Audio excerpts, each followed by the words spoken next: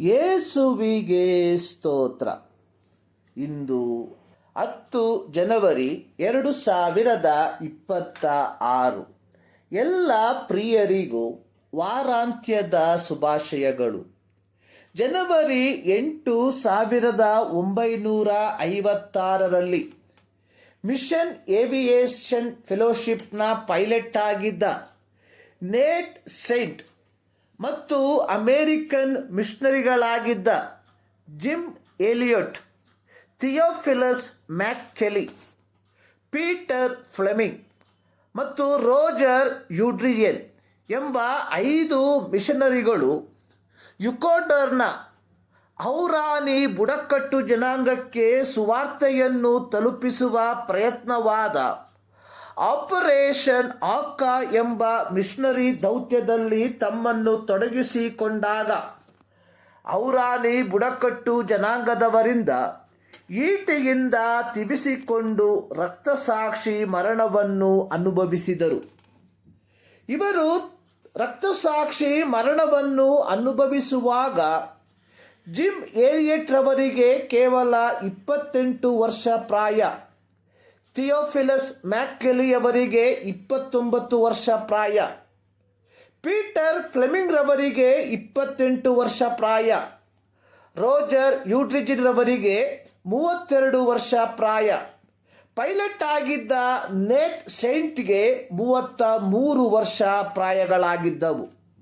1950ರಲ್ಲಿ ಯುಕಡರ್ನಲ್ಲಿ ಮಿಷನರಿಯಾಗಿದ್ದ ಒಬ್ಬರು gym Elliott ರವರಿಗೆ Amazon ಮಳೆಕಾಡುಗಳಲ್ಲಿ ವಾಸಿಸುತ್ತಿರುವ ಹೌರಾನಿ ಬುಡಕಟ್ಟು ಜನಾಂಗದವರ ಕುರಿತಾಗಿ ಹೇಳಿದರು.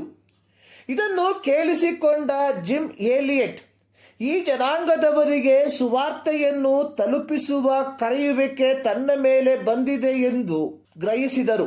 1952ರಲ್ಲಿ ಜಿಮ್ ಎಲಿಯಟ್ ರವರು ತಮ್ಮ ಸ್ನೇಹಿತರಾದ ಪೀಟರ್ ಫ್ಲೆಮಿಂಗ್ನೊಂದಿಗೆ ಯುಕಡರ್ನ ರಾಜಧಾನಿಯಾದ ಕ್ವಿಟೋದಲ್ಲಿ 6 ತಿಂಗಳು ವಾಸಿಸಿ ಸ್ಪ್ಯಾನಿಷ್ ಭಾಷೆಯನ್ನು ಕಲಿತು ಶಾಡಿಯಾ ಎಂಬ ಮಿಷನ್ ಸ್ಟೇಷನ್ನಲ್ಲಿ ಪ್ರಯಾಣ ಬೆಳೆಸಿದರು.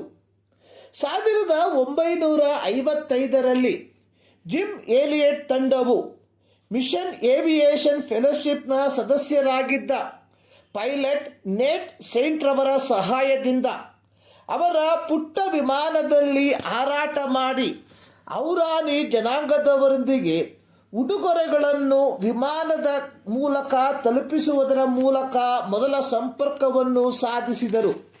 ಹೆಚ್ಚು ಕಡಿಮೆ 1 ವರ್ಷದ ತರುವಾಯ 1956 ಜನವರಿ 3ರಂದು ಹೌರಾನಿಯ ಪ್ರಾಂತ್ಯದ ಒಂದು ಮರಳಿನ ದಿಬ್ಬದ ಮೇಲೆ ಪ್ರಪ್ರಥಮವಾಗಿ ತಮ್ಮ ಪುಟ್ಟ ವಿಮಾನವನ್ನು ಇಳಿಸಿದರು. 3 ದಿನದ ತರುವಾಯ ಅಂದರೆ 6ನೇ ತಾರೀಕಿನಂದು ಕೆಲವು ಹೌರಾನಿ ಜನಾಂಗದ ವ್ಯಕ್ತಿಗಳು ಜಿಮ್ ಎಲಿಯಟ್ ರವರ ಬಳಿಗೆ ಬಂದರು. ಬಂದಂಥವರು ಈ ಪುಟ್ಟ ವಿಮಾನದಲ್ಲಿ ಹಾರಾಟ ನಡೆಸಿದರು. ಜನವರಿ 8ರಂದು ಮಿಷನರಿ ತಂಡದವರು ಹೌರಾನಿ ಜನಾಂಗದವರ ಬರುವಿಕೆಗಾಗಿ ಕಾಯುತ್ತಿರಲಾಗಿ ಹೌರಾನಿ ಜನಾಂಗದ ಕೆಲವು ವ್ಯಕ್ತಿಗಳು 2 ಗುಂಪುಗಳಾಗಿ ಬಂದು ಇವರ ಮೇಲೆ ಈಟಿಯಿಂದ ದಾಳಿ ಮಾಡಿ ಅವರನ್ನು ಕೊಂದುಬಿಟ್ಟರು. ತನ್ನ ಪತಿಯಾಗಿದ್ದ ಜಿಮ್ ಎಲಿಯಟ್ ರವರ ಮರಣದ ನಂತರ ಪತ್ನಿಯಾಗಿದ್ದ ಎಲಿಜಬೆತ್ ಎಲಿಯಟ್ ರವರು ಇದೇ ಪಂಗಡದವರೊಂದಿಗೆ 2 ವರ್ಷ ಕಾಲ ವಾಸಿಸಿ ಅನೇಕರನ್ನು ಕ್ರಿಸ್ತನೆಡೆಗೆ ನಡೆಸಿದರು. ಹೀಗೆ ಇವರ ಮೂಲಕ ಕರ್ತನನ್ನು ಅಂಗೀಕರಿಸಿದವರಲ್ಲಿ ತನ್ನ ಗಂಡನನ್ನು ಕೊಂದವರು ಸಹ ಇದ್ದರು ಎಂಬುದು ಸವಿಶೇಷವಾಗಿದೆ. ಈ ಸಂಭವವು ಜನವರಿ 8ನೇ ತಾರೀಕಿಗೆ 70 ವರ್ಷಗಳು ಮುಗಿದಿದೆ. 17ನೇ ಶತಮಾನದಲ್ಲಿ ಜೀವಿಸಿದ್ದ ಫಿಲಿಪ್ ಹೆನ್ರಿ ಎಂಬ ಪ್ರಾಸಂಗಿ ಹೇಳಿರುವಂಥದ್ದು, ಕಳೆದುಕೊಳ್ಳಲು ಸಾಧ್ಯವಾಗದ್ದನ್ನು ಪಡೆಯಲು, ಇಟ್ಟುಕೊಳ್ಳಲು ಸಾಧ್ಯವಾಗದ್ದನ್ನು ಕೊಡುವವನು ಮೂರ್ಖನಲ್ಲ. ಈ 5 ಮಿಷನರಿಗಳು ಹೌರಾನಿ ಬುಡಕಟ್ಟು ಜನಾಂಗವನ್ನು ಕ್ರಿಸ್ತನಿಗಾಗಿ ಪಡೆಯಲು ತಮ್ಮ ಅಮೂಲ್ಯವಾದ ಪ್ರಾಣವನ್ನು ಕಳೆದುಕೊಳ್ಳಲು ಸಿದ್ಧರಾಗಿದ್ದರು. ಅದು ಅವರ ಮೂರ್ಖತನದ ತೀರ್ಮಾನವಾಗಿರಲಿಲ್ಲ, ಬದಲಿಗೆ ದೈವಿಕ ನಿಯೋಗವಾಗಿತ್ತು. ಪ್ರಿಯರೇ, ಕ್ರೈಸ್ತರೆಂದು ಕರೆಸಿಕೊಳ್ಳುತ್ತಿರುವ ನಾವುಗಳು ಜನರನ್ನು ಕ್ರಿಸ್ತನೆಡೆಗೆ ನಡೆಸುವುದಕ್ಕಾಗಿ ಇಟ್ಟುಕೊಳ್ಳಲು ಸಾಧ್ಯವಾಗದ್ದನ್ನು, ಅಂದರೆ ಪ್ರಾಣವನ್ನು ಕೊಡಲು ಸಿದ್ಧರಿದ್ದೇವ.